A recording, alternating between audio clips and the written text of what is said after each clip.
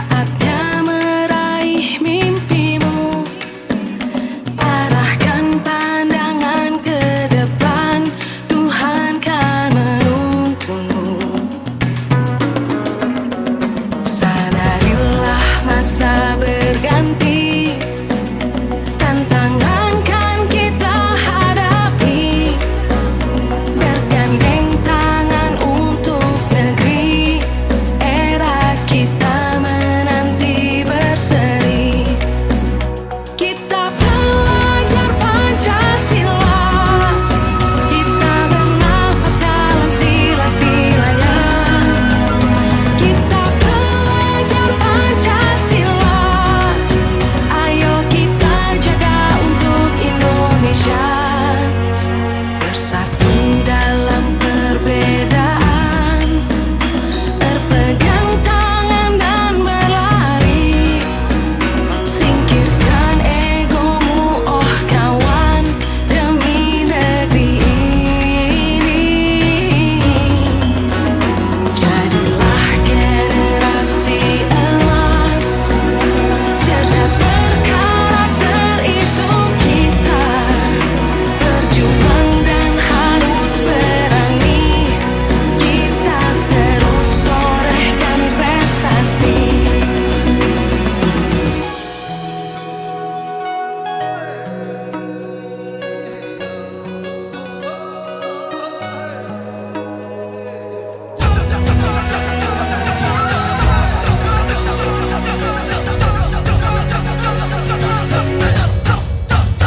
Kita pelajar Pancasila, kita bernafas dalam sila-silanya.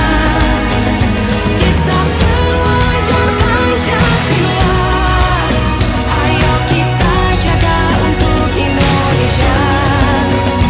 Kita pelajar Pancasila, kita bernafas dalam sila-silanya.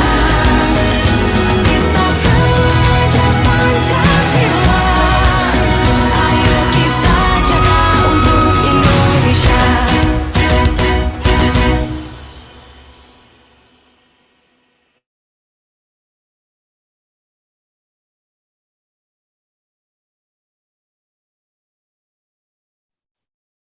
Oke, selamat pagi semua.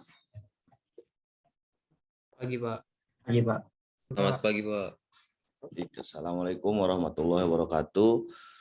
Salam sejahtera bagi kita sekalian. Shalom, Om Swastiastu, Namo Buddhaya, salam kebajikan. Oke, baik. Mohon dinyalakan kameranya ya.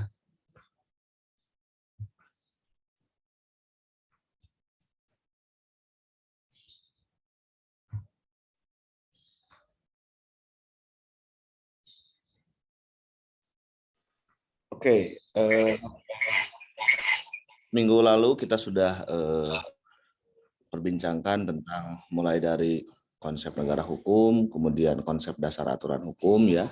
Anda ikut join seminar waktu itu, kemudian membincangkan tentang tindak pidana korupsi, dan Anda sudah baca juga Undang-Undang 31 ya, tahun 2001 tentang tindak pidana korupsi. Nah, hari ini saya akan meneruskan pokok bahasan terkait dengan jurisprudensi ya. Jurisprudensi dalam pemberantasan tindak pidana korupsi. Nah, apa yang disebut jurisprudensi nanti kita akan pelajari.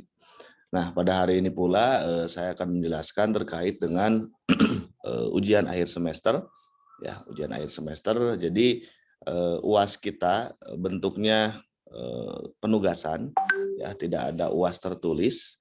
Nah, jadi saya pikir perlu saya sampaikan agak jauh-jauh hari karena lumayan memerlukan waktu yang cukup panjang gitu ya.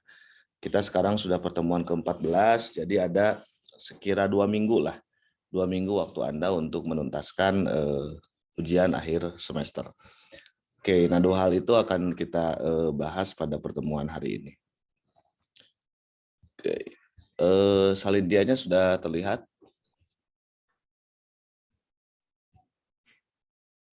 Belum, Pak.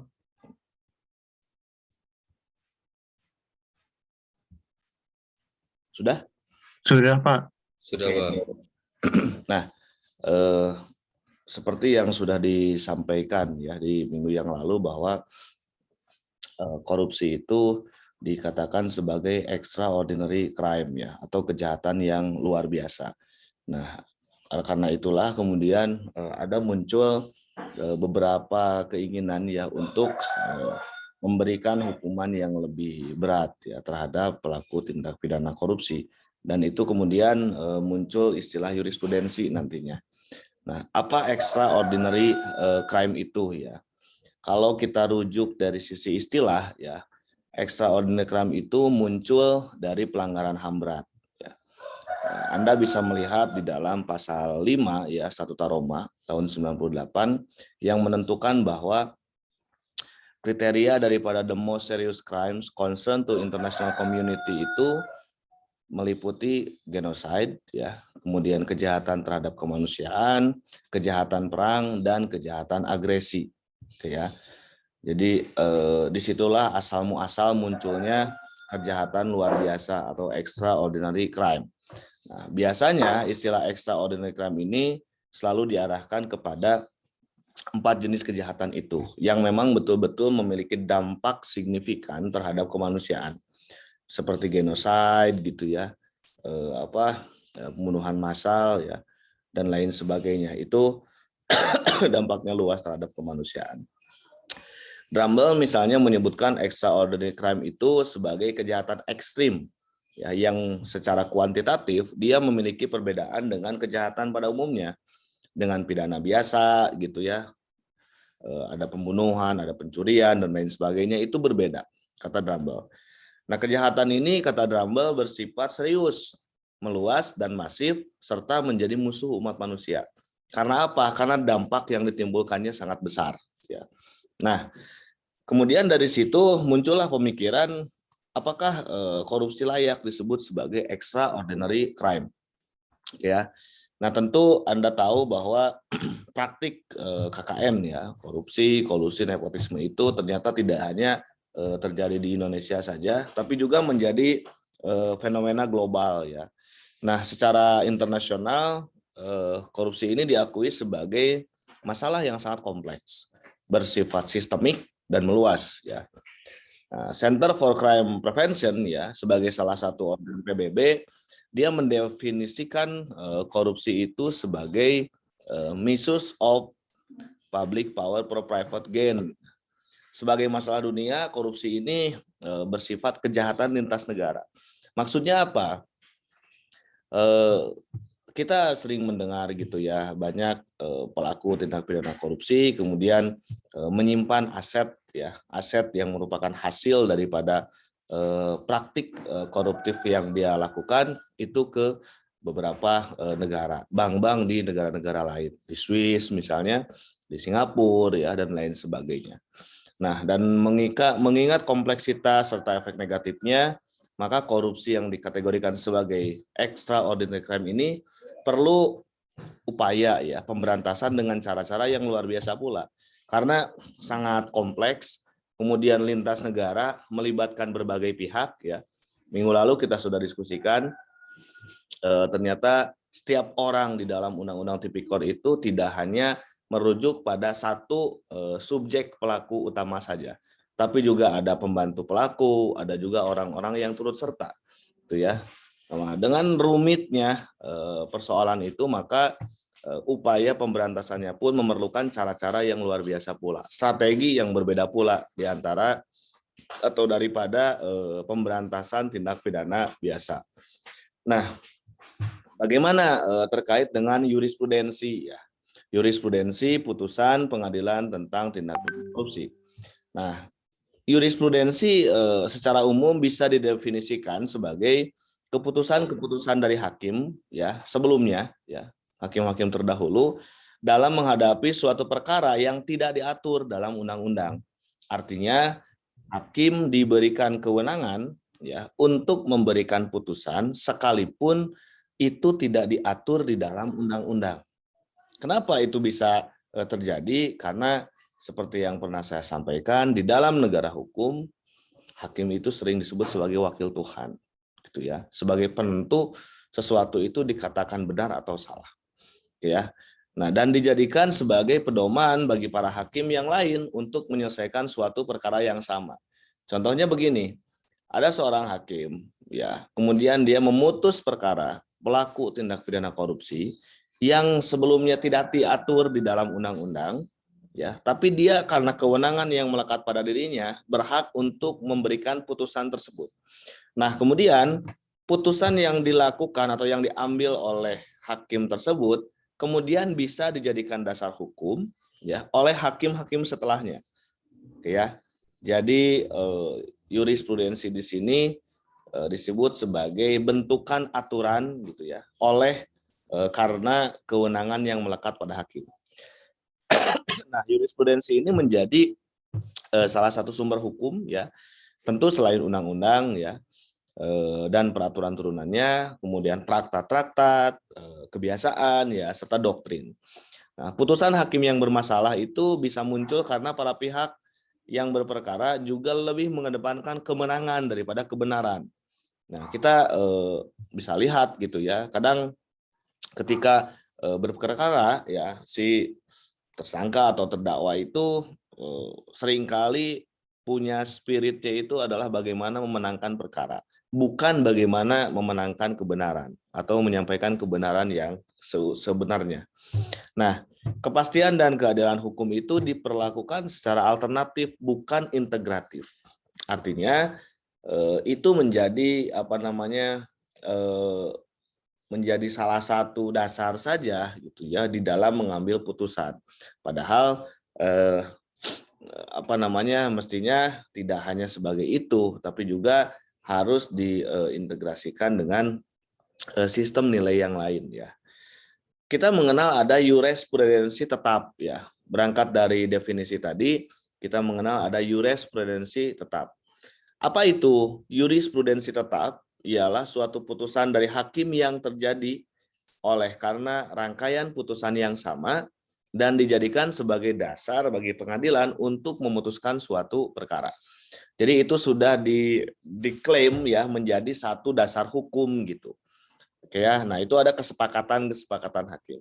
Nah, sedangkan jurisprudensi tidak tetap adalah suatu putusan dari hakim terdahulu yang tidak dijadikan dasar bagi pengadilan. Artinya ada juga ya putusan yang diberikan oleh salah seorang hakim kemudian tidak digunakan lagi. Ya, hanya berlaku pada saat itu. Ya, hanya berlaku pada saat itu.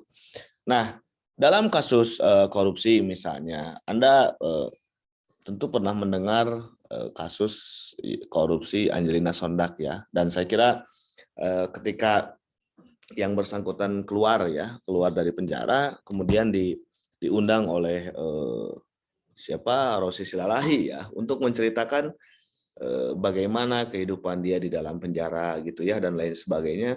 Anda bisa lihat itu sebetulnya di YouTube ya. Jadi pengakuan dia dan termasuk penyesalan dia gitu ya ketika dia terjerat oleh kasus tersebut.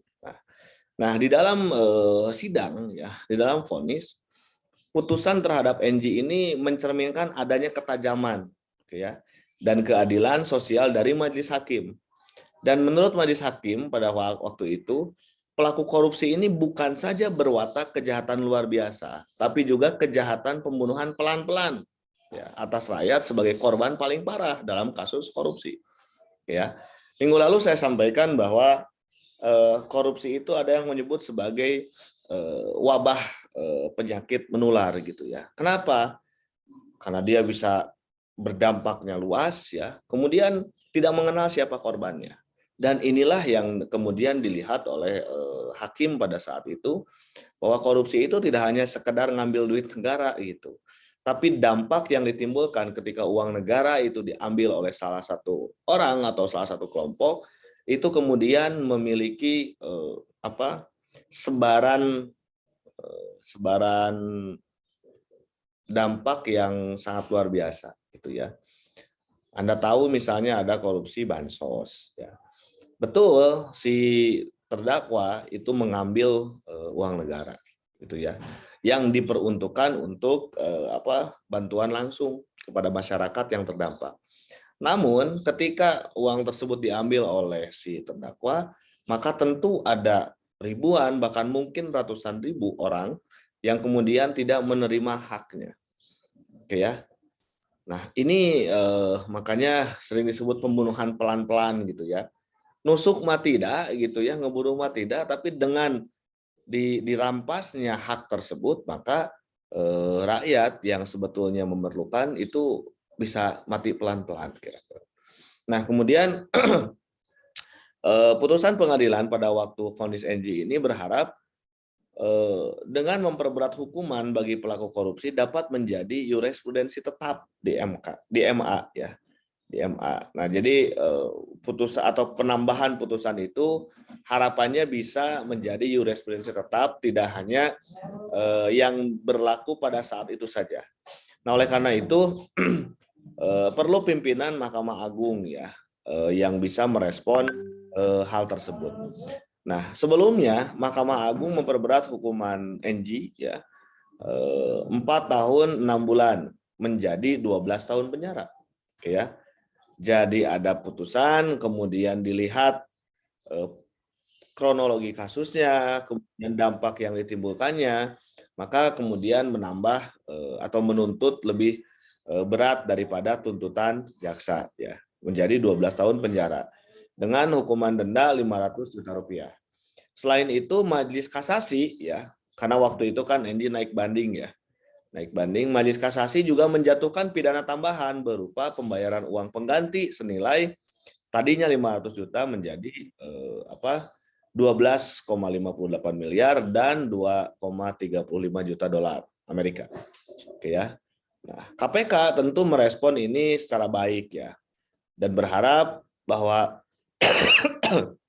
adanya pemberatan vonis ya untuk pelaku korupsi ini dapat diikuti oleh hakim yang lain di dalam memutus perkara ya korupsi ya seperti Angelina Sondak ya. Namun kita tentu pada akhirnya tidak bisa memaksa gitu ya, hanya sebatas harapan bahwa adanya penambahan vonis itu bisa kemudian menjadi atau diikuti oleh hakim yang lain. Tapi kalau sebatas menjadi jurisprudensi tetap itu sangat memungkinkan. Nah, kemudian kasus kedua, ada kasus Bupati Lampung Utara ya, yang divonis 7 tahun penjara. Nah, putusan ini diharapkan menjadi jurisprudensi karena vonis 7 tahun penjara ya, 7 tahun penjara itu di luar daripada apa yang dituntut oleh jaksa. Ya.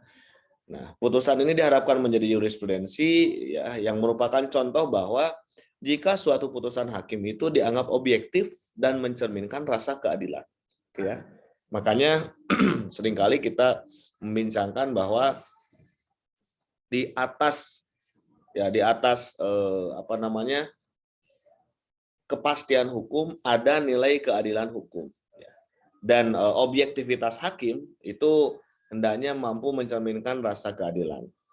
Oleh karena itu diharapkan menjadi pedoman oleh hakim berikutnya yang memeriksa perkara yang mirip atau serupa. Oke ya. Kemudian diharapkan menjadi pedoman di dalam pertimbangan hukum dari hakim atau majelis hakim yang memeriksanya. Adapun jenis dan besar hukuman yang dijatuhkan itu tetap dijadikan pedoman, akan tetapi masih membuka ruang bagi hakim untuk mengembangkan atau untuk menghubungkan dengan kasus yang diperiksa. Ya, kita tahu Majelis Hakim Pengadilan Negeri Tipikor ya di Tanjung Karang itu memvonis Bupati Lampung Utara ya nonaktif 7 tahun penjara dengan denda 750 juta rupiah, subsidiar 8 bulan kurungan. Kenapa? Karena terbukti bersalah ya di dalam perkara korupsi suap proyek infrastruktur di Pemkab Lampung Utara. Nah, pertanyaannya adalah sejauh mana kewajiban hakim mengikuti jurisprudensi gitu ya. Nah, jika putusan dimaksud mewakili keadilan secara umum, ya, apalagi terbukti didukung tidak hanya oleh masyarakat, tetapi juga para ahli hukum, ya, para pakar yang dianggap pantas mengeluarkan doktrin, maka dianggap tidak patut untuk tidak mengikutinya. Artinya hakim wajib gitu mengikuti jurisprudensi. Oke, sebentar ya.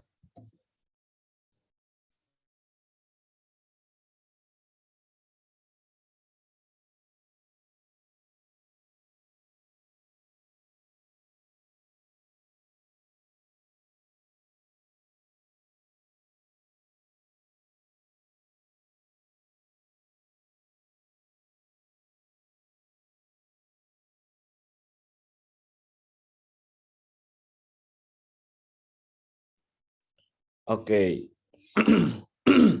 Nah, yang berikutnya ketidakpatutan dimaksud ya baru dapat dianggap wajar, artinya tidak mengikuti jurisprudensi itu ya.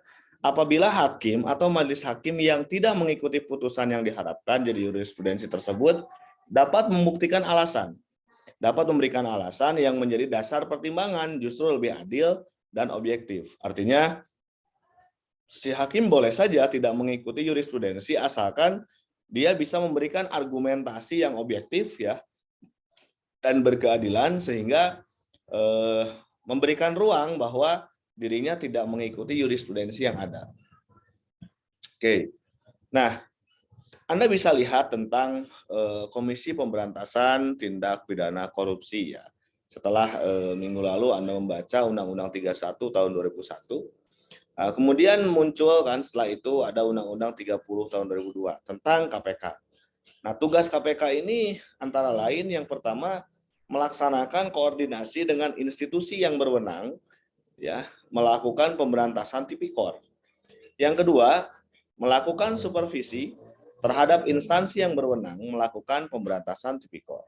Kemudian melakukan penyelidikan, penyidikan, dan penuntutan terhadap tipikor. Kemudian melakukan tindakan-tindakan pencegahan tindak pidana korupsi, serta melakukan monitoring ya, terhadap penyelenggaraan pemerintahan negara ya. Nah, KPK ini merupakan lembaga negara yang independen ya dalam melaksanakan tugas dan wewenangnya ya. Dia bebas dari pengaruh kekuasaan manapun sekalipun presiden. Nah, KPK memiliki beberapa tugas dan wewenang yang selanjutnya bisa Anda baca di dalam pasal 6 sampai pasal 14 Undang-Undang tentang KPK.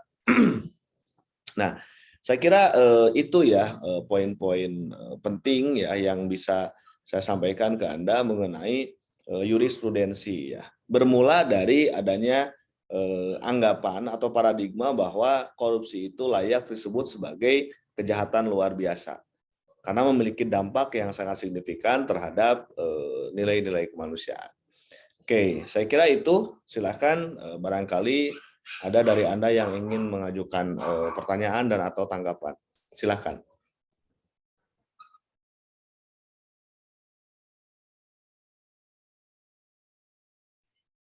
Ada komentar atau pertanyaan?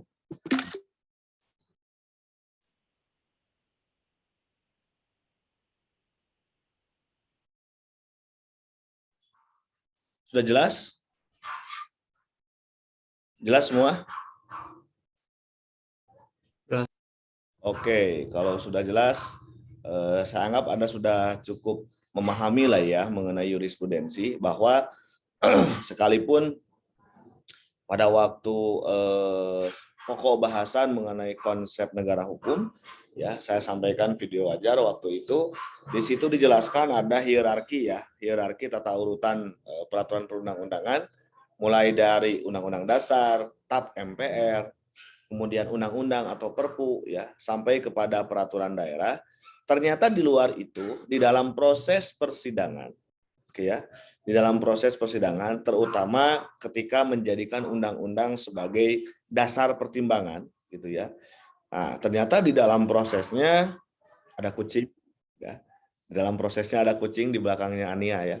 Nah, di dalam prosesnya itu bisa hakim bisa memberikan putusan sekalipun tidak diatur dalam undang-undang. Nah, itulah sebetulnya yang kemudian memperkuat posisi dan kedudukan hakim gitu ya dalam konteks penegakan hukum ya. Nah, oleh karena itu hakim itu harus betul-betul dipilih yang adil gitu. Adil itu bukan berarti sama kan. Adil itu bukan berarti selalu sejalan dengan apa yang ditentukan di dalam proses politik. Apalagi ya ketika beberapa undang-undang kemudian direvisi ya, Anda mungkin menjadi salah satu bagian yang ikut mengkritisi pada waktu itu.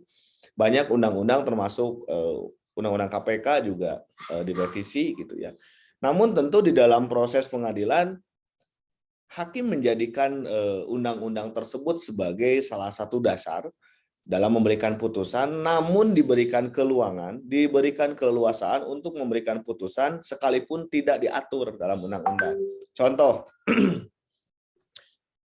dan itu berlaku tidak hanya dalam kasus tipikor ya, tapi juga bisa berlaku di dalam kasus-kasus yang lain termasuk pidana biasa. Misalnya gini, ketika hakim menggelar satu perkara ya, waktu itu terjadi sekitar tahun 80-an 90-an lah ya. Jadi ada seorang terdakwa, dia melakukan pemerkosaan terhadap gadis ya. Gadis yang ya mungkin di bawah 20 tahunan. Nah, kalau misalnya kita merujuk pada kitab Undang-Undang Hukum Pidana, maka yang pure pemerkosaan itu ada hukuman maksimalnya dan tidak bisa dijatuhi hukuman seumur hidup. Itu dalam Undang-Undang KUHP ya. Namun kemudian si hakim justru memberikan putusan yang bersangkutan itu dihukum seumur hidup. Nah, ini hal yang berbeda dengan apa yang diatur gitu ya. Hal yang berbeda dengan yang diatur. Nah, boleh atau tidak pertanyaannya? Kalau kita melihat pada penjelasan tadi tentu boleh. Karena hakim punya kewenangan itu gitu ya. Dengan tentu memberikan argumentasi yang jelas gitu. Nah, pada saat itu apa argumen yang disampaikan oleh hakim? Dia menyampaikan bahwa apa yang dilakukan oleh terdakwa itu sangat keji dan lebih jahat, lebih kejam daripada pembunuhan, kata si hakim. Padahal nggak dibunuh tuh, cuma diperkosa doang gitu. Oke ya. Walaupun bukan cuma ya kalau pemerkosaan. Oke, nah artinya apa? Si hakim melihat bahwa apa yang dilakukan itu memiliki dampak yang serius terhadap si korban. Apalagi korban, kalau kita lihat usia rata-rata manusia itu masa hidupnya masih jauh gitu. Nah, si hakim melihat si korban selama hidup, maka dia akan terus menanggung malu dari apa yang sudah dia alami gitu. Maka kata si hakim, nggak pas rasanya kalau dihukum hanya sekian tahun penjara gitu. Jadi lebih layak itu si terdakwa itu dihukumnya seumur hidup. Karena apa? Karena dia sudah merampas masa depan korban. Nah, itu kemudian diterima oleh publik gitu ya, dan akhirnya jadi jurisprudensi.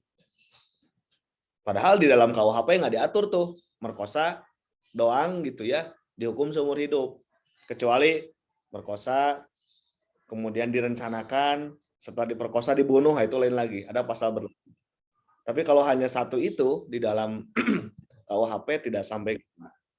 Nah, itu pernah terjadi. Nah, kemudian beberapa waktu yang lampau, yang kasus pencabulan pemerkosaan itu ya di daerah Bandung, kan tuntutan jaksa sangat maksimal. Jaksa minta dihukum mati, jaksa minta dikebiri itu waktu itu. Tapi sekali lagi jaksa tidak punya hak untuk memberikan putusan. Ya. Dia hanya menuntut saja, final decision-nya itu si hakim gitu. Pertanyaannya, hakim harus mengikuti tuntutan jaksa atau tidak? Tidak mesti. Karena hakim punya pertimbangan lain. Nah, tapi dibolehkan di dalam proses persidangan. Nah, itu kira-kira contoh-contoh lain ya di dalam hakim itu punya kewenangan mengambil putusan sekalipun tidak diatur di dalam undang-undang. Oke. Itu saya kira sebagai tambahan penguatan ya, bahwa maka di dalam undang-undang kehakiman, hakim ketika akan menjalani atau menjabat sebagai pemutus perkara, dia harus disumpah gitu ya, menurut agama dan kepercayaannya masing-masing, agar apa? Pertanggungjawaban hakim itu tidak hanya pertanggungjawaban kepada publik, kepada manusia, tapi juga bertanggung jawab kepada Tuhan. Oke ya. Walaupun dalam praktiknya tidak sedikit juga hakim-hakim yang nyeleweng gitu. Hakim-hakim yang kemudian tidak menjalankan tugas pokok dan fungsinya gitu ya. Nah, yang tadi itu adalah sisi ideal daripada kehakiman ya. Tentu kita bisa membincangkan lebih jauh bagaimana penyimpangan-penyimpangan yang terjadi ya di luar daripada sisi idealitas itu. Oke, ada komentar?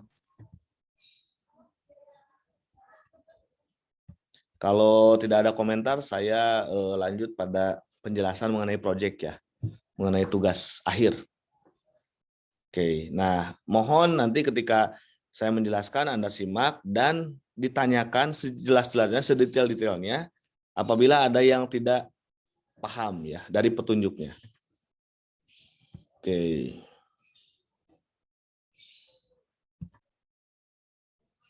Ups, sudah kelihatan? Sudah kelihatan belum? Tadi sudah, Pak. Ketika lihat Pak ini hilang. Oke, sebentar.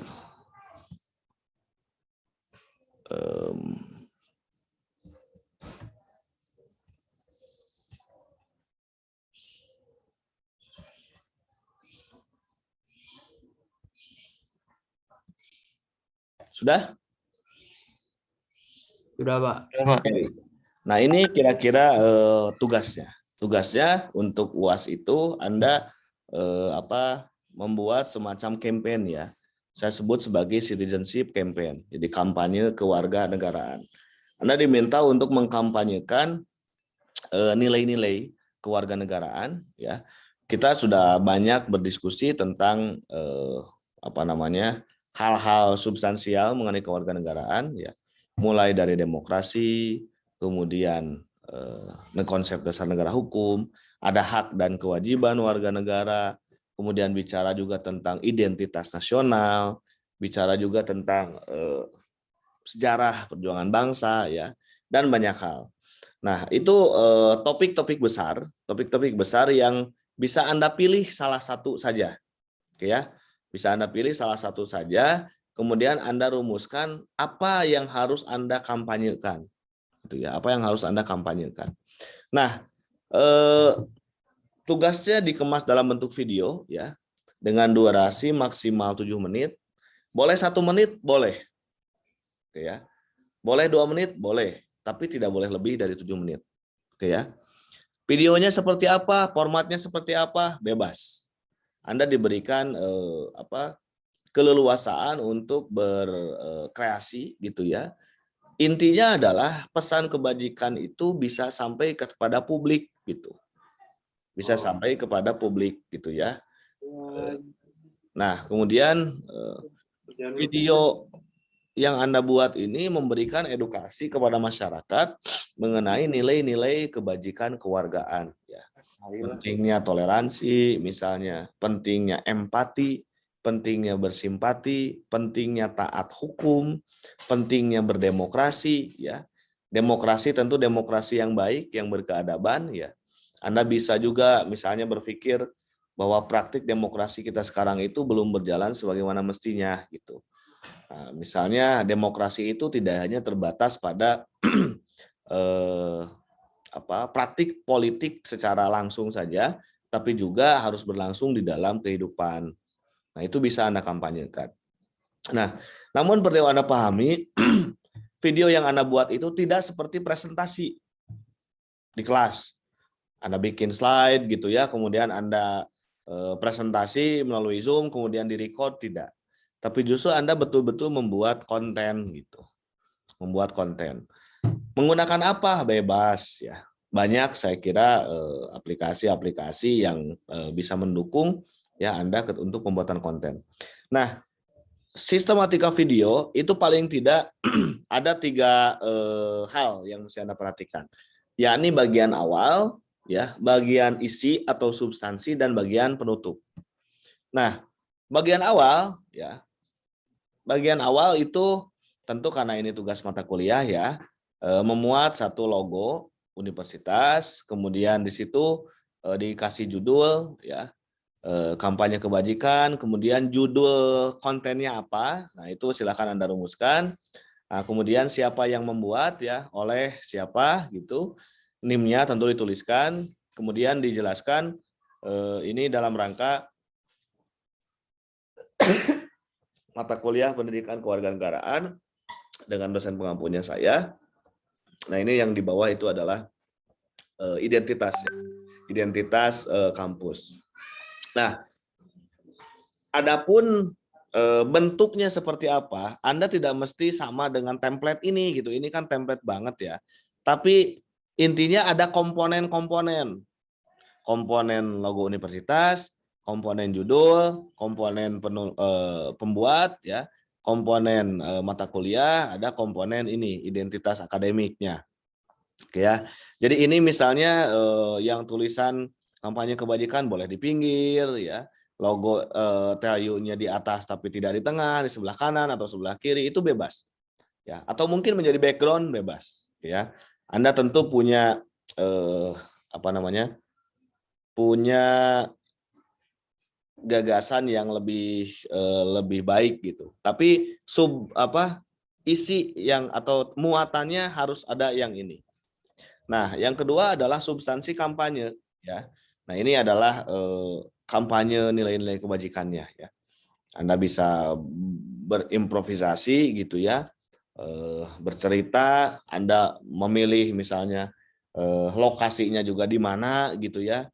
Ketika Anda menjelaskan tentang urgensi ruang publik misalnya, Anda bisa datang ke ruang publik. Ketika Anda ingin menjelaskan tentang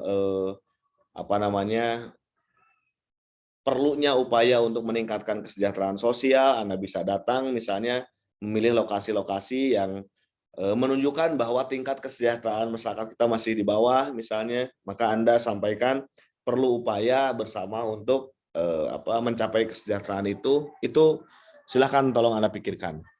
Nah, di bagian akhir ya ada kata-kata atau pesan ya, pesan yang Anda rumuskan ya, yang tentu berkaitan dengan topik dan ada ucapan terima kasih.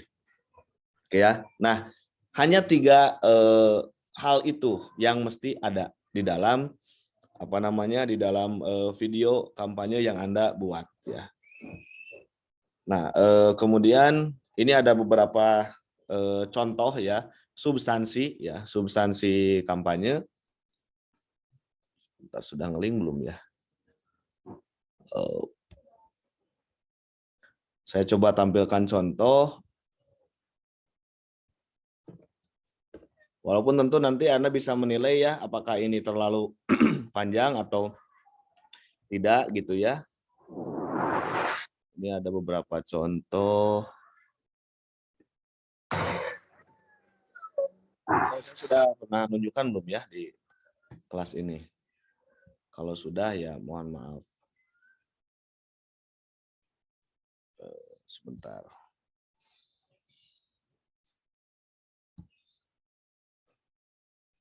Sudah terlihat salindianya? Sudah, Pak. Salindia. Video maksud saya, videonya. Sukirjan mencari wangsit sudah terbaca? Sudah, Pak. Oke. Ya, Pak. Nah, ini kira-kira judulnya.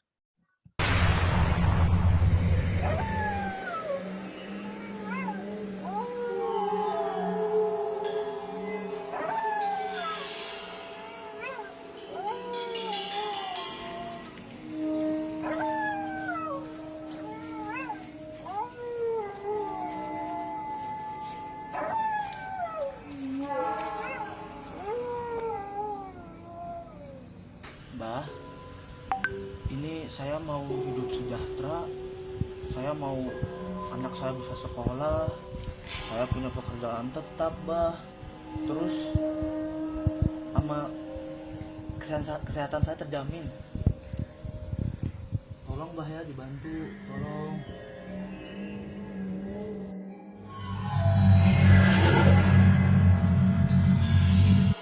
Mbah, tolong Mbah. Kamu mau hidup sejahtera? Iya, Mbah. Kalau kamu mau hidup sejahtera, pendidikan anakmu terjamin, kesehatanmu terjamin. Pilihlah pemimpin yang jujur, sehat, tepat di janji rakyat, punya visi dan misi. Jangan golput. Hahaha. Oh iya, Mbah. Kalau begitu terima kasih. Saya pamit dulu, Mbah.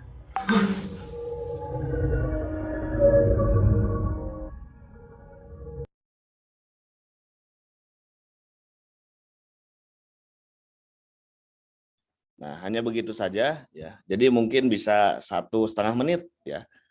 Apakah harus selalu begitu modelnya? Bebas ya. itu silakan Anda berkreasi. Pak, boleh nggak sih bikin konten pakai aplikasi TikTok? Silahkan. Ya, intinya adalah mengkampanyekan nilai-nilai kebajikan. Ya, Pak, saya boleh produksi konten sendiri, tapi alatnya nggak ada. Pakai handphone aja cukup. Kalau dipersiapkan dengan baik kan akan mantap gitu ya. Nah, sudah tergambar belum kira-kira? Udah